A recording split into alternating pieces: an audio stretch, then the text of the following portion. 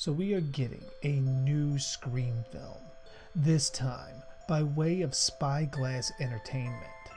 And currently, at the time of recording this video, we haven't heard really anything relating to whether it will be a remake, reboot, or sequel. In any regard, I'm just happy to be getting another iconic slasher back on the big screen. But I almost immediately, after hearing this news, began to wonder, what would a sequel be like if they were to continue the original story? So in typical fashion, I came up with a take that I personally would love to see. But like with all my concepts, not everybody is going to like everything about my story, and that's completely fine. And that being said, let's begin.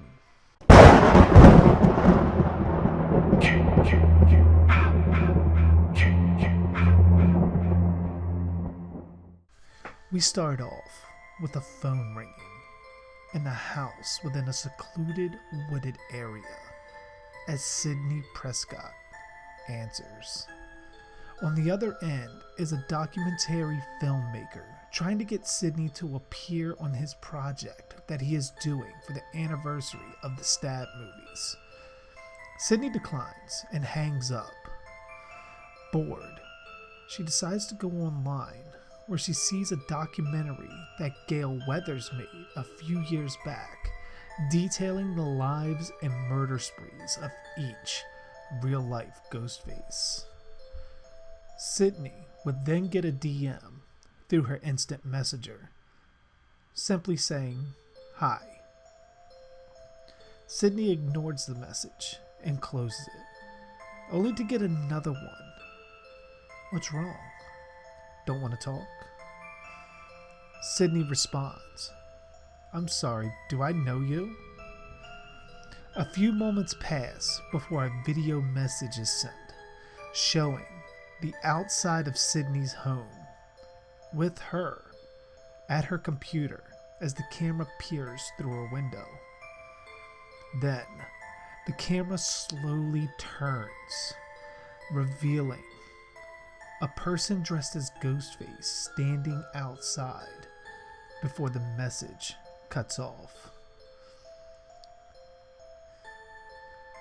Sidney reacts, grabbing her keys and a gun that she had hidden, and slowly making her way to her car, making sure to check it before entering, and hopefully driving to safety. As she is driving, another car drives up beside her, keeping pace. Sidney peeks over and sees a figure dressed as Ghostface hanging out the passenger side window with a knife swiping at Sidney's car, as well as the driver, who also has a Ghostface mask on.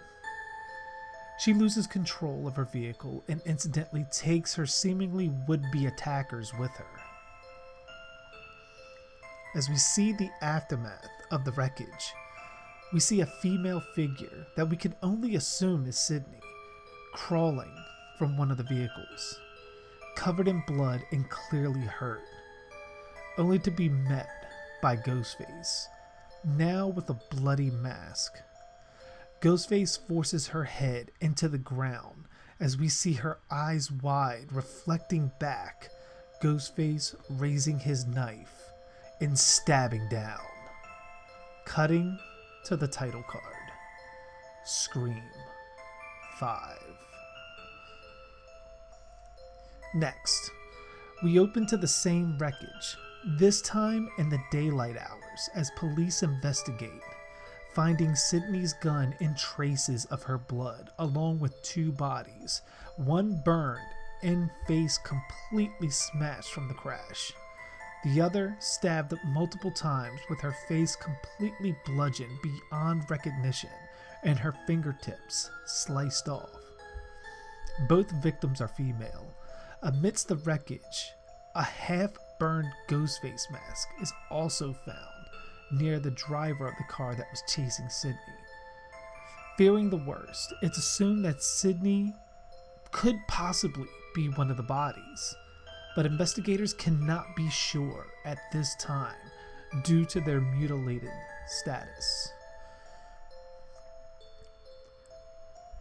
As the film goes on, seemingly random teenagers are being stalked and killed using the same exact tactics that Stu and Billy used, such as horror trivia.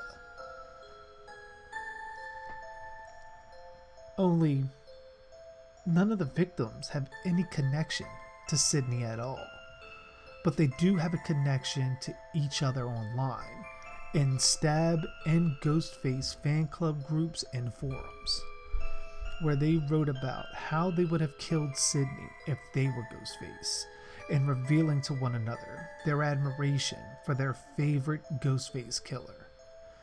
Later on, while looking more into the online groups, Gail will be stabbed as Dewey watches in horror from a live feed watch party broadcasted by a fake Billy Loomis profile page. Ghostface will also slit her throat in clear view for all to see, making sure there's no coming back, and this Ghostface is not playing. As we near the end of the film, it is revealed that the killer is actually Sidney Prescott herself, having finally snapped from everything that happened to her in her life, never being able to love or trust anyone, for the danger of them dying is always looming, or possibly being part of some scheme to don the Ghostface image in hopes of killing her to get famous or exacting revenge. This, along with Gail's documentary, having her realize that she will never escape the legacy that Stu and Billy have created. The Facebook groups glorifying and worshiping them, along with the other killers, prove that. So after the Ghostface kids attacked her in the beginning, which could have began as a prank taken too far, she realized that they worshiped Ghostface because they didn't live through the horrors of Ghostface. So she was going to show them herself, while dressed as their idol. And after they crashed, she put on the mask and killed the girl crawling from the wreckage. Hoping to confuse Dewey and the rest of the police, she purposely bludgeoned the girl's face and sliced off her fingertips to buy her some time, but knew eventually she would be discovered. Also, revealing that she killed Gail in order to stop her from milking her fame from the Ghostface murders, and finally let it end and be forgotten, but has no intentions to kill Dewey, since he was a true friend to her from the beginning. While Dewey is crying, he's forced to arrest Sydney, as she is declared mentally insane and sent to an institution. A news report recounting the arrest of Sidney Prescott can be heard in the background, as well as an uptake in violence and murders springing up across the country by people who are reportedly dressed as Ghostface, indicating that instead of ending the Ghostface legacy, Sydney has spawned dozens of copycats, now all worshipping her as the only true living Ghostface. And that's my brief concept. I did have other ideas, such as possibly giving Dewey and Gail at this point a daughter of their own, possibly named after Dewey's sister Tatum, and at some point going forward in a sequel after this concept, you could have it where Tatum becomes the new Sidney Prescott. Not so much the killer, but more of the final girl aspect, because then Tatum and Sydney begin to mirror each other, because you have now Tatum's mother that was murdered by a psychopath. Sydney's mother was murdered by psychopaths. And it almost creates a full circle kind of effect. And Dewey would likely be more protective over Tatum. One, because it's named after his sister that was murdered by the original Ghostface. And two, seeing what all of this had done to Sidney Prescott could happen to his own daughter. Now, with killers going forward, I feel like when you have this kind of concept where because of what Sidney had done, it brings out the crazy in others that start taking the mantle of Ghostface all across the country, if not the world, doing their own renditions of the stab movies and so forth. I think at that point you open up Scream for endless possibilities, because there could be a Ghostface around every corner. And ultimately that lends itself to the identity of Scream, especially with the whole murder mystery aspect, because you never know in a circle of friends who's that crazy one that would have a Ghostface costume. And if they have a Ghostface costume just for recreation because they're a fan of the movies, is that license enough to automatically start blaming them or accusing them of possibly being a psychopathic killer? I think it's fairly interesting. I mean, you guys might not like it. I kind of like the concept, but y'all know. Let me know in the comments below, how would you do a sequel to Scream? Would you reboot it? Would you remake it? Now, I know a lot of people want to leave it alone, especially after the passing of Wes Craven. Sadly, that's not going to happen.